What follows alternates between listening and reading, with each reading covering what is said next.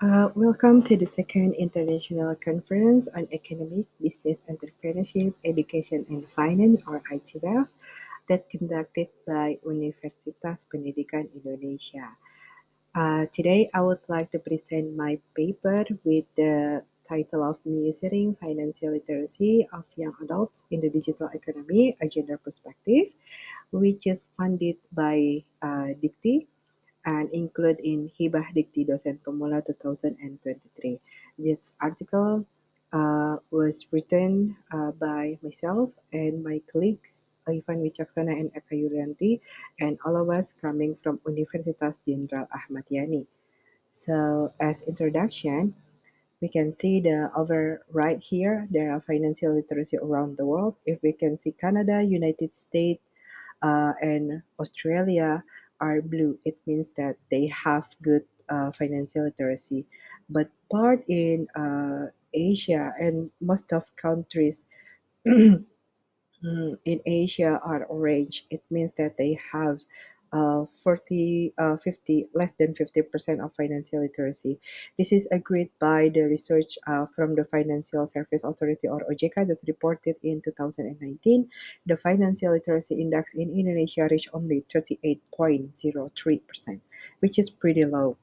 So in 2023, we would like to focus, is it really happen or is there any enhancement in financial literacy in Indonesia?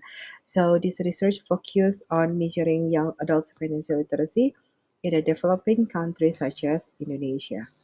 As a background, previous research has emphasized the importance of providing financial education from an early age. However, financial literacy is generally not included in university curriculum, especially in Indonesia.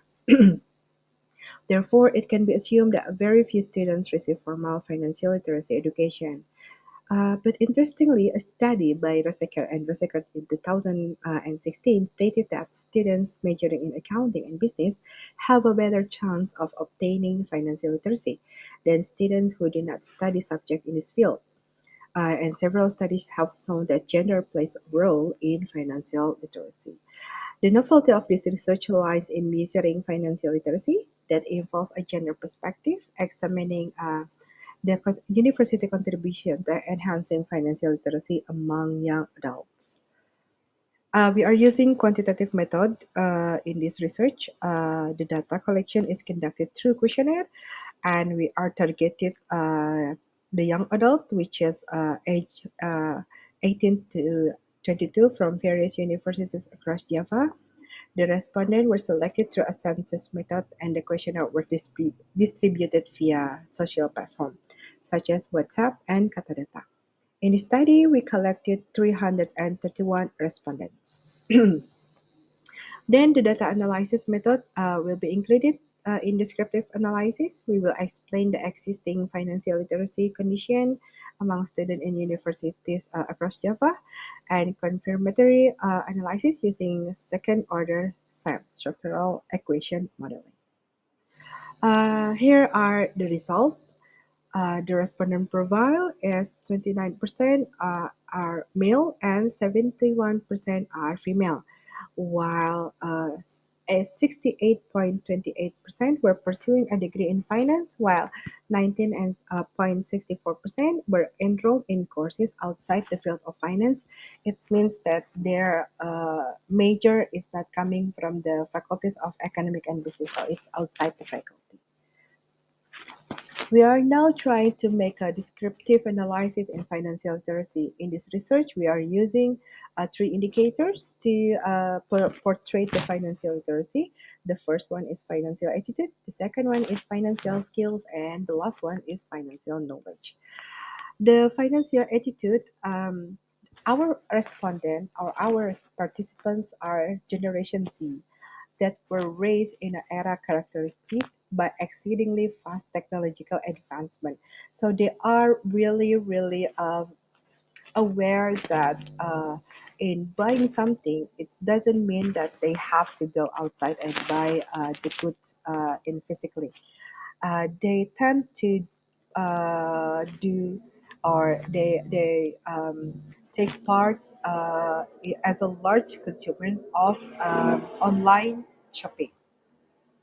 However, they also, at the same time, they also afraid about the data breach that coming from the online shopping transaction.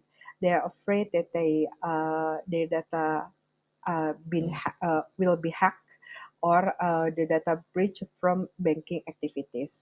That's our finding. They are really enjoying in experiencing online shopping, but they still afraid with the data breach that coming as a financial risk in doing online transaction. In financial skill, the mean score for correct answer is 81.39%, which is pretty high. However, the proportion of accuracy responses pertaining to investment and risk fall below 73.5%. It cannot say that it is low, but it is not high as well. This can be attributed to the fact that a significant proportion of participants who are now enrolled in educational institutions, they don't have any experience in investment activities. So all the things that they got is only in theory, not in practice. While in financial knowledge, sadly, the mean accuracy rate is only 58.69%, which is pretty low.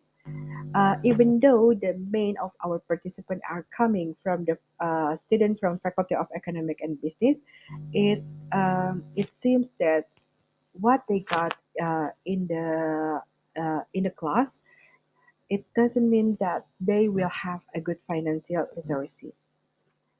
And then in the hypothesis testing, I will try to figure out why does it happen. So as a result, money attitude in general does not have a significant influence on financial literacy. However, two of these dimensions have a significant influence in financial literacy, which is avoidance dimension and reward dimension. The dimension of avoidance in money attitude is referred to an individual tendency to avoid dealing with money or their finances. Because they're avoiding here, the individual with this attitude tend to have lower level of financial literacy. This could be because they limit their engagement in financial activities. Therefore, they don't have any exposure to increasing the financial literacy. While in reward, dimension reward in money attitude pertains to individuals who see money as a reward or a tool to achieve their goals. So they are more open to financial learning, they are open for investing and good financial planning. This exposure makes them have a higher financial literacy because they have this experience, and they would like to really want to have strong financial condition, which requires strong financial literacy. So if they want to get this reward, they need to have high financial literacy. About gender, it is sadly that in Indonesia, gender does not positively influence financial literacy. I don't know whether it's said or not, but here, the research finding indicate that there is no significant difference in financial literacy between male and female individual in the sample population. This may occur because most of college-going young adults in Indonesia are still single, so male and female doesn't need does not have any pressure to arranging family finances. Therefore, between male and female, there is no difference in terms of financial literacy. While the last hypothesis, uh, it say that there is no difference between of and financial literacy between students with financial education and non-financial education. Now, why does it happen? Because while financial education program attempt to provide students with fundamental money management skills, their success of enhancing their financial literacy is really depend on the standard and length of the curriculum and the method of instruction, and also the amount of student engagement. If they have like less engagement, the curriculum is not really precise, then the intention of enhancing the financial literacy will not be succeed.